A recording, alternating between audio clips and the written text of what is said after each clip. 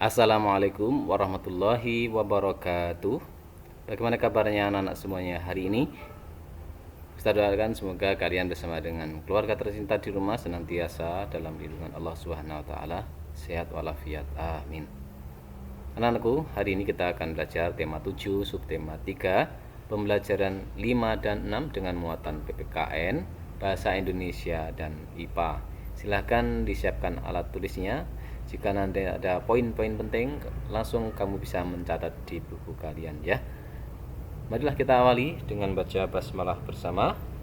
Bismillahirrahmanirrahim. Kita mulai pembelajarannya ya. Yang pertama-tama kita akan mempelajari PPKN. Banyak perjuangan yang dilalui oleh para pahlawan untuk memperjuangkan kemerdekaan Indonesia.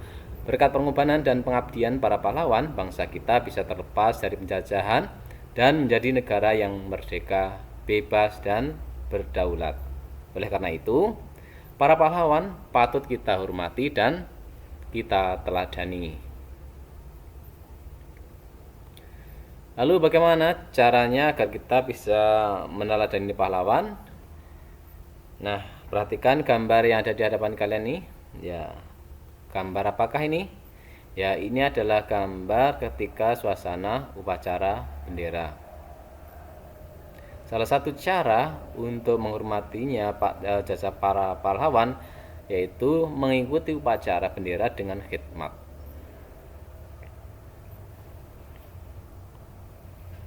Selain itu, kita juga dapat mencontoh beberapa sikap pahlawan berikut ini. Yang pertama adalah sikap rela berkorban. Apa itu sikap rela berkorban? Sikap rela berkorban adalah sikap yang lebih mementingkan kepentingan bersama di atas kepentingan pribadi. Kemudian juga sikap berjiwa besar. Berjiwa besar adalah sikap yang mau menerima segala yang terjadi dengan penuh kesabaran dan keikhlasan. Berjiwa besar ini dapat diwujudkan dengan mau menerima kekalahan dengan ikhlas, mau meminta maaf, dan juga mau memberi maaf. Dengan meneladani beberapa contoh sikap pahlawan, ini kita dapat menunjukkan sikap-sikap terpuji. Dengan demikian, kamu akan turut memajukan negara kita. Perhatikan yang ada di hadapan kalian, ada dua orang anak yang sedang berbincang-bincang.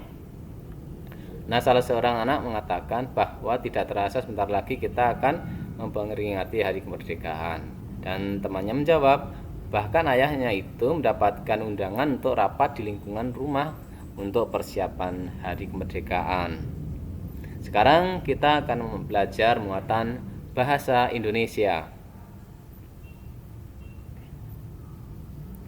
Apakah kamu pernah mendapat surat undangan ulang tahun? Atau pernahkah kamu melihat ayahmu mendapat surat pertemuan warga?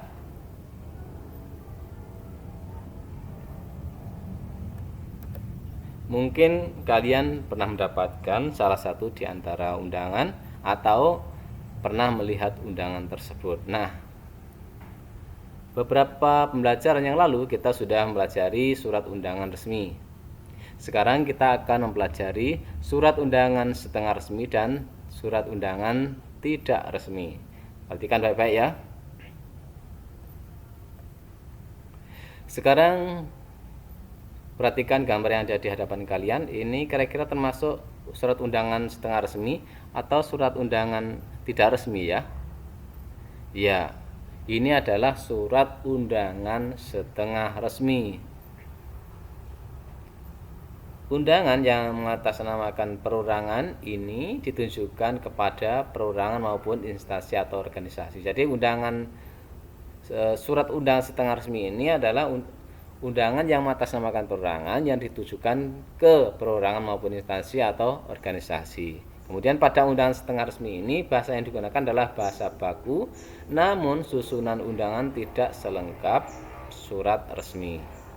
Bisa kalian lihat di sini ya, tidak ada kop suratnya, kemudian tidak ada hal perihal, kemudian tidak ada lampiran. Ya, jadi di sini tidak selengkap surat resmi. Oleh karena itu ini disebut dengan surat undangan setengah resmi, karena bahasa yang digunakan adalah bahasa yang baku namun susunannya tidak lengkap seperti surat resmi. Sekarang kita perhatikan undangan yang ada di depan kalian ini. Ini adalah surat undangan apa? Ya, ini adalah surat undangan tidak resmi. Jadi dari tampilannya saja kalian bisa melihat bahwa ini adalah surat undangan tidak resmi. Surat undangan tidak resmi ini adalah undangan yang mengatasnamakan perorangan yang ditujukan kepada perorangan untuk kepentingan pribadi.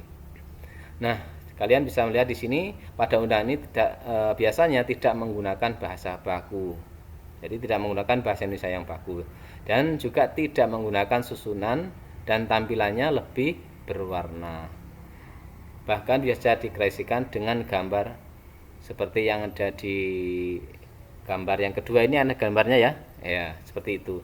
Kalau yang di atasnya ada undangan ulang tahun, kemudian yang di bawah itu adalah undangan untuk menghadiri pentas seni. Jadi kedua undangan ini termasuk undangan tidak resmi karena di sini bahasanya tidak baku dan juga tidak menggunakan susunan surat seperti pada surat resmi, dan bahkan tampilannya pun berwarna dan ada gambarnya.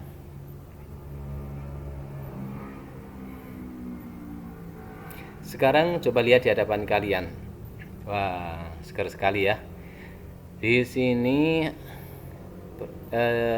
coba kalian perhatikan apa yang terjadi pada saat gelas ini diberikan es, dan lihatlah dinding gelasnya ya.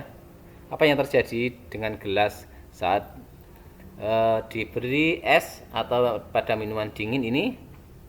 Ya, sekarang kita akan mempelajari muatan IPA.